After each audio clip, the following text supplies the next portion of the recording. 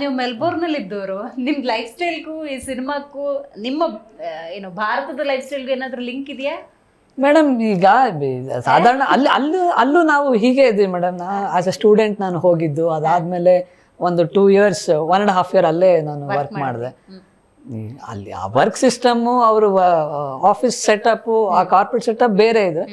ನಾವು ವಾಪಸ್ ನಮ್ಮ ಮನೆಗೆ ಬಂದ್ಮೇಲೆ ನಾವು ನಮ್ದೇ ಅಂದ್ರೆ ನಾನಿದ್ದು ನಾವೊಂದು 3 ಜನ ಒಂದು ಅಪಾರ್ಟ್ಮೆಂಟ್ ಶೇರ್ ಮಾಡ್ತಿದ್ವಿ. ಎಲ್ಲ ನಮ್ಮವರೇ ಇದ್ದಿದ್ದು. ನಾವು ಮಾಡ್ತಿದ್ದ ಅಡುಗೆ ನಮ್ದು.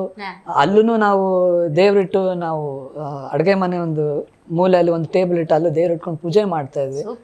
ಹಬ್ಬಗಳನ್ನ ಆಚರಿಸ್ತಾ ಇದ್ವಿ ಅಡುಗೆ ಮಾಡಿಕೊಂಡು.